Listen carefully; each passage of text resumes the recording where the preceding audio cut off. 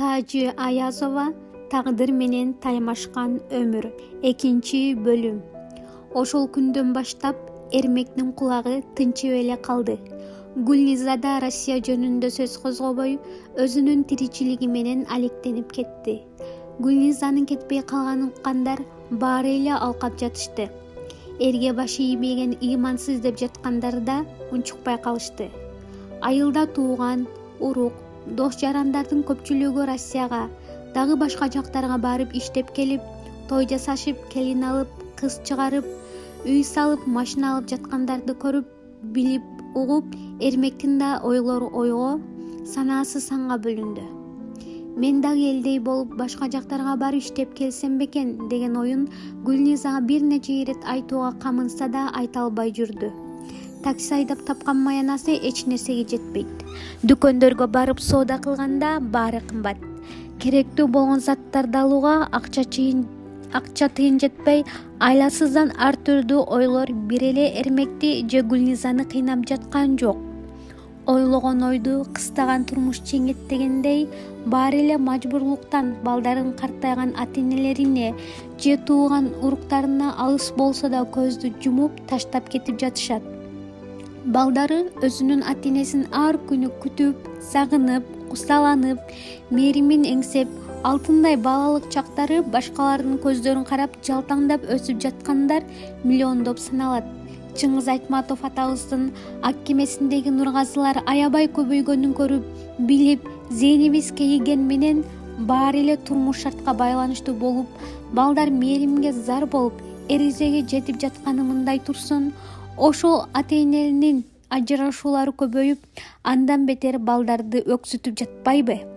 Эртеңки келечектин тагдырын ойлоодон калып, жан дүйнөнү, акыл эсти, байлык дүр дүйнөгө ээлеп алгандай, бөтөн жерлерде жан талашып иштеп, балдарынын кем каржысын толуктаганы менен бир тарабынан балага болгон мээрим, балдар тарабынан ата-энеге болгон мээрим жыл өткөн сайын жоголуп бараткандай, сөз укпаган, тарбиясыз, ызаланган, ташбоор, телефондон баш көтөрбөгөн чылгый балдар көбөйүүдө. Күндөрдүн биринде Эрмектин карындашы Набат кирип келди. Сабырсыз, ыйлагандай көздөрү кызарып шишип калган. «Кел, Набат, эмне болгон сага мынчалык?» деп сөзүнүн аягына чыкпай, Набат агасынын мойнунан кучактай калып, озондоп эле ыйлап жиберди. Эрмек аябай коркуп кетти. «Эмне болду сага? Айтпайсыңбы эми? Өзүң жакшы билесиң, аял кишинин ыйлаганын менин нервим көтөрбөйт», деди Эрмек. «Эрмек аба, мен сизге арыз арманымды айтканы келсем урушасыз да», деди Набат тырчый түшүп. «Жок, урушпадым карындашым, коркуп кетпедимби? Кыздарың кайда? Кошунан үйүнө калтырып келдим» деген бойдон сырттан кирип келип, таң калып карап турган жеңеси Гүлниза менен амандашты.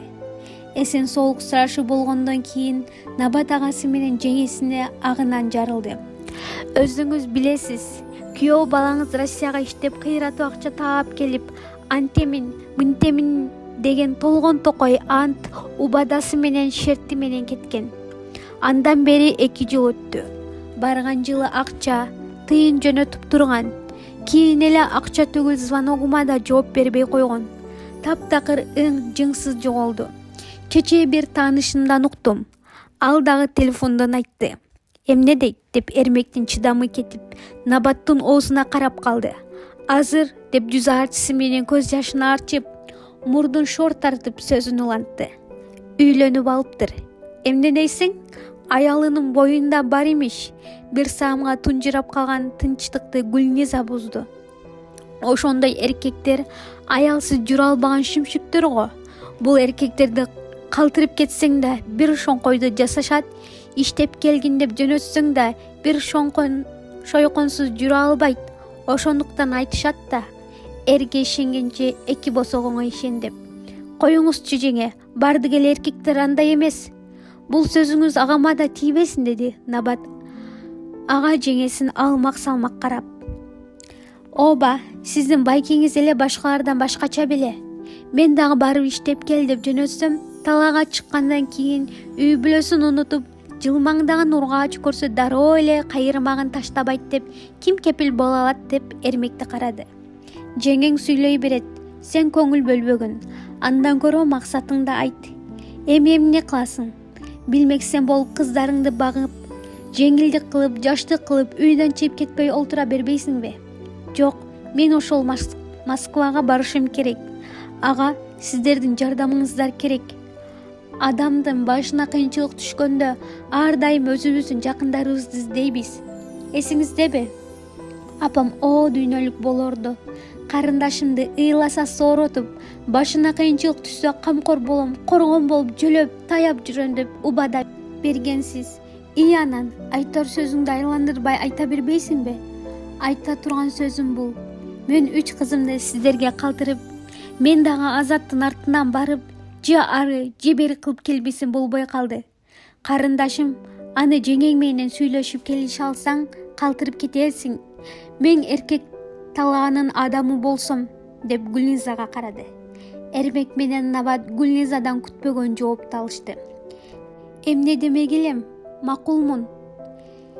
Кенже кызды сүттөн чыгаргансызбы? Ооба, чыккан. Чындыгында башыңызга кыйынчылык түшүп турганда, бизден башка сизге ким күбөт эле, деди кайра. Ой, рахмат асыл жеңем.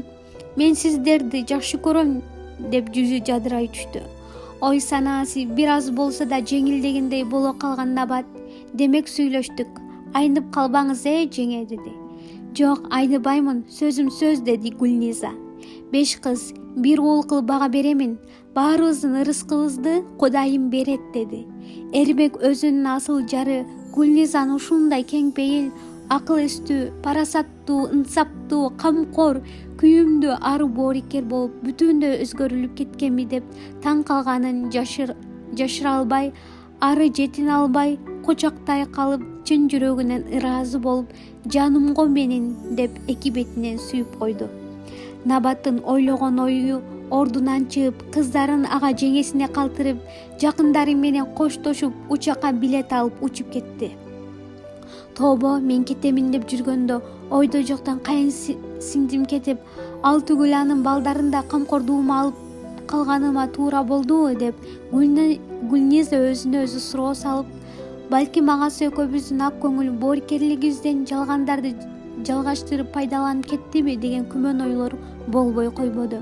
Набаттын кенже кызы Гүлнизанын уулу Али менен жашташ. Апасы кеткенден бери ыйлай бергендиктен артына таңып көтөрүп алып, тиричилигин жасап жүрүп, акырын ал да Гүлнизага боор басып, ыйлабай калды. Чоң кыздары Гүлнизанын балдары менен ойноп жыргап эле калышкан. Эрмектин бүлөсүнө өзүнүн жээндери да кошулуп, көбүрөөк иштегенге аракет жасап, кээде түн бир маалда чарчап, буттарын араң сүйлөп, кирпигинен тарса жыгылчудай болуп үйгө кирип келет. Эчимге, эч нерсе деп кине кое албайт. Себеби Набат өзүнүн кара чичекей жалгыз карындашы, ага жардам берүүгө милдеттүүмүн деп ойлойт. Убакыт өткөн сайын Набаттын кыздары Эрмек менен Гүлнизанын кыздарына кошулуп, ата, апа деп калышты. Аны дагы бөлүп жарбай, баарына тегиз карап, мээримин төгүп, жаш болсо да айланып, үйрүлүп, көңүлүн коюп багып жүрдү.